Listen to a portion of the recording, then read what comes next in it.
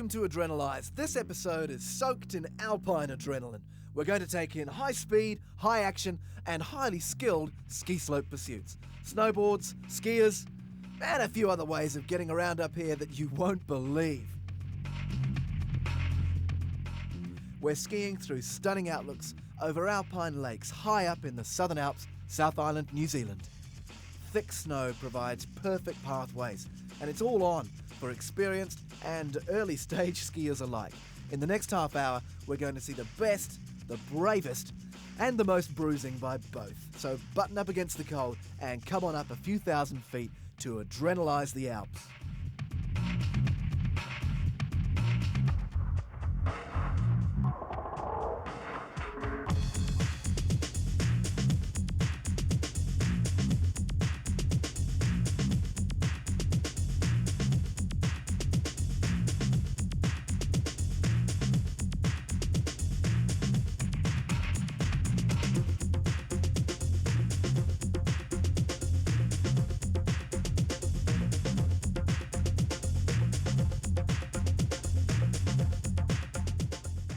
I have a raft and I'm gonna ride it. In other Adrenalize episodes, we've seen some serious river rafting, but at this time of year, the whitewater's frozen over, but hey, why let a little thing like that stop you? Hey, let's try that again. The early winter snows bring out the madness in skiers, leaping, jumping, crashing onto a few rocks just to test the headgear. The landing might hurt a bit, but it brings a huge hit of adrenaline and expresses the sheer exhilaration of being back on the slopes. And the more exhilarated these guys get, the more time they seem to spend literally on the slope, up close, personal-like. Look, Ma, I'm flying.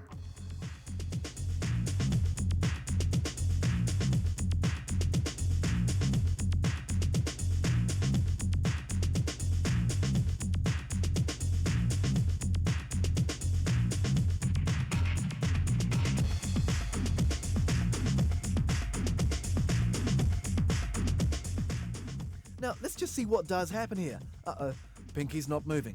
You right, fella? Oh, lunatic.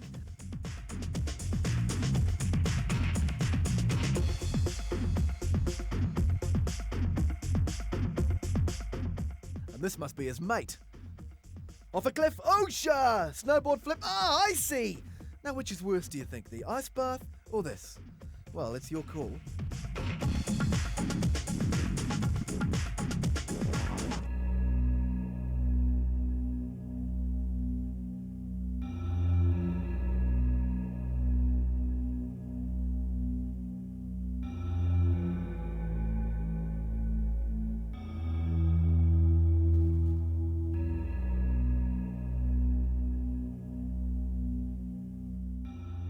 Having watched that footage shot on this very mountain, where else would you be but up at the top of a sheer and possibly unstable slope, about to go ski it? A simple check is all you can try to guess if this slope is stable enough to ski. Will it hold or will it slide, taking the skiers down beneath it? Running along the main divide of the Southern Alps, we're skiing inside the Aoraki, Mount Cook and Westland National Parks.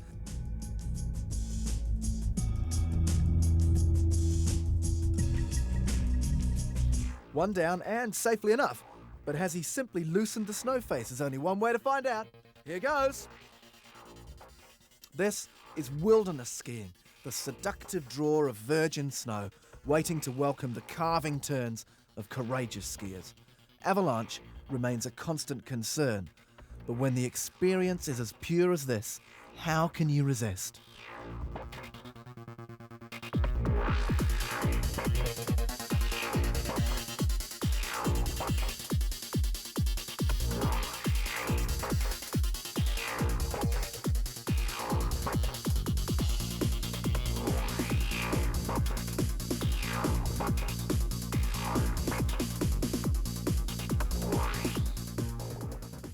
Who would have thought it possible to ski a slope that steep? And there are plenty more where that one came from. Just take a look below and then follow your nose and your heart.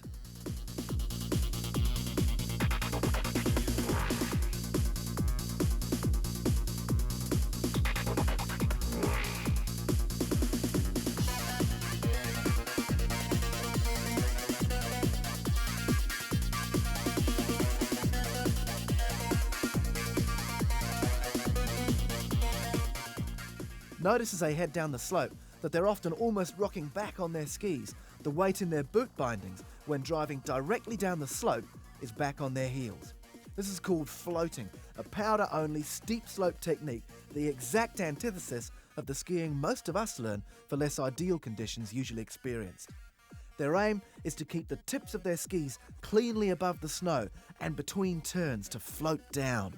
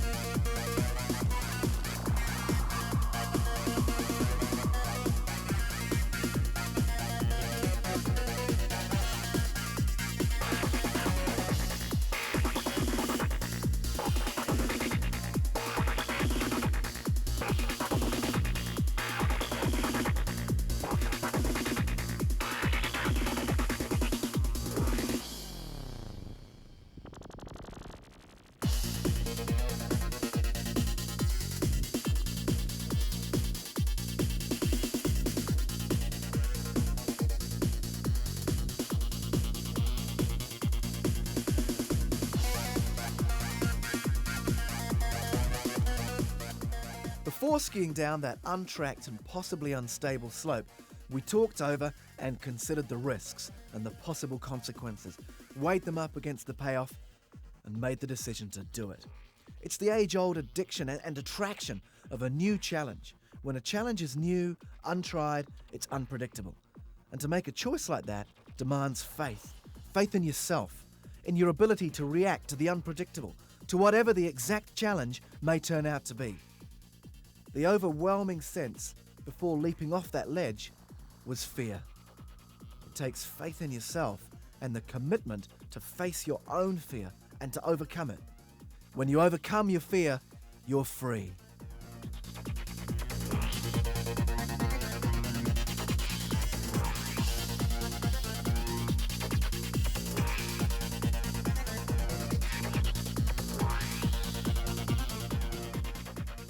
At the end of a 6 to 8 kilometre run, there's only one way up: ski touring.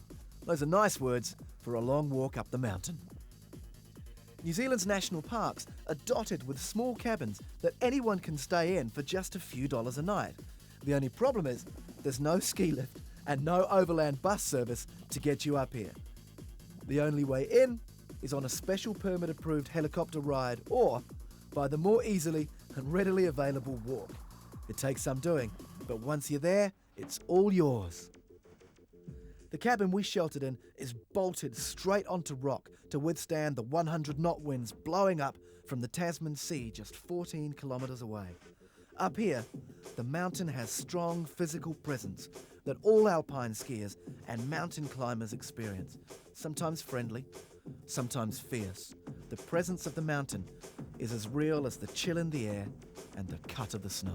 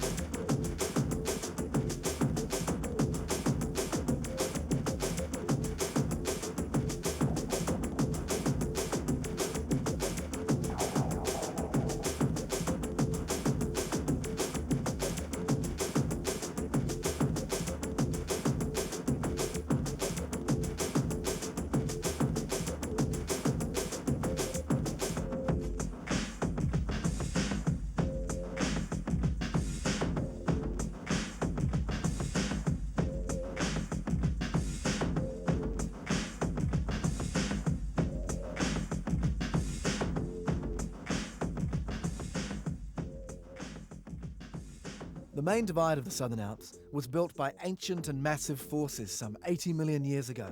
Violent upheaval in the Pacific's tectonic plates formed this beautiful environment. It can be seen from space, but there's nothing like experiencing it like this in person. This is a temperate climate and is blessed with one of the most accessible glacial formations in the world. The glaciers in the Southern Alps run forever, like huge expressways through the mountains, an almost endless opportunity to perfect your turns or just drift off into a private snowscape reverie.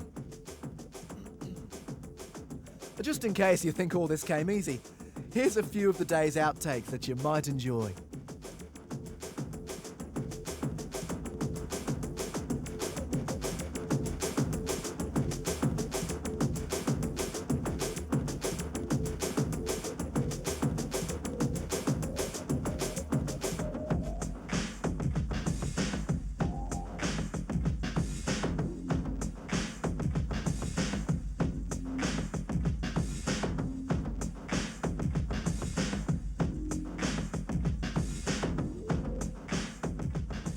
While they nurse their injuries and their skiing egos, we're off for a bit of heli skiing up behind the Treble Cone Resort near Lake Wanaka.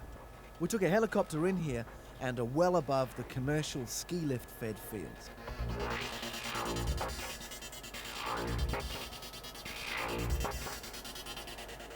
Heli skiing in Wanaka is world renowned, largely because it's very available at comparatively low altitudes.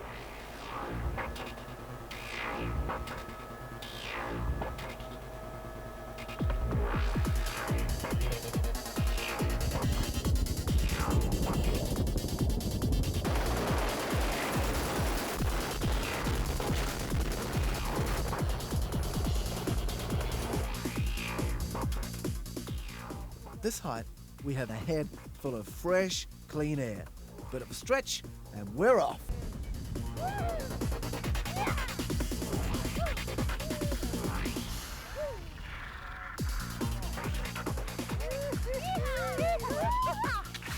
These are mere skiing mortals in conditions that bring an entirely different challenge to master.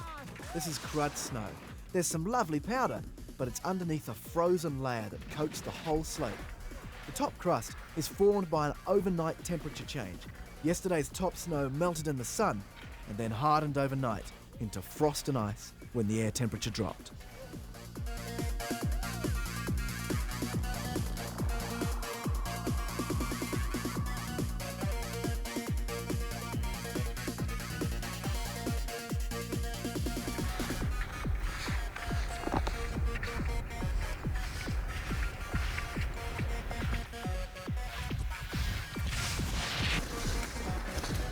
To maintain a speedy passage in crud snow like this, skiers need to almost leap up out of every turn. In each turn, they need to dig in, break that thick, packed surface to purchase and turn. Then lift your skis, jump out of the turn to skim straight over the snow and speed downhill again before biting in for the next turn.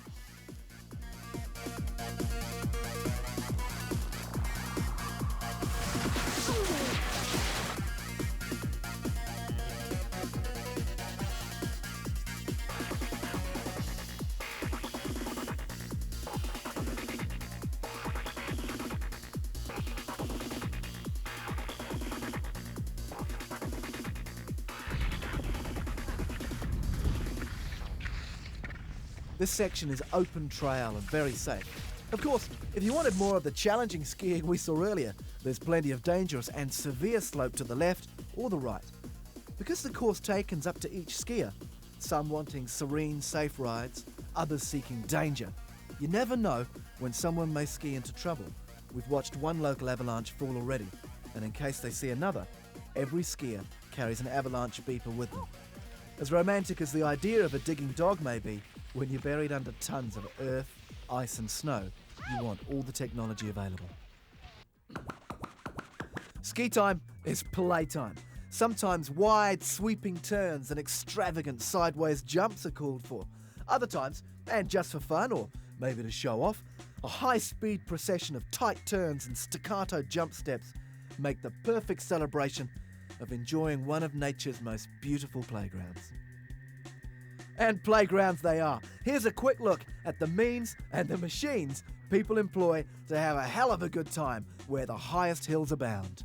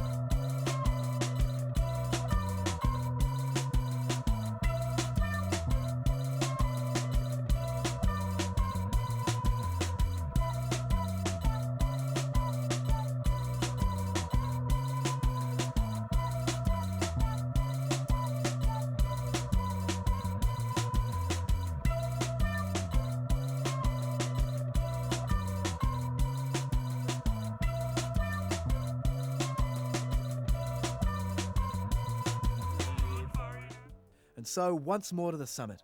Egos and ligaments restored, we're ready to try out another dangerous slope. We didn't want to jump this cliff. We wanted to try and ski it. But the concern is, if we ski it, will the icy overhang want to come down with and in fact right over the top of us for the ride? Once again, testing is almost a token gesture.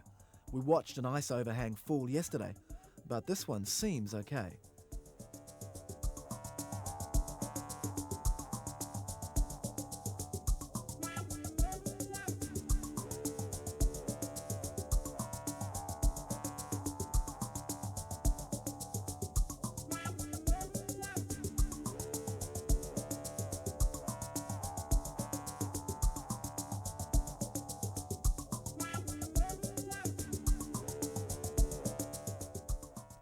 One down, and here we go again.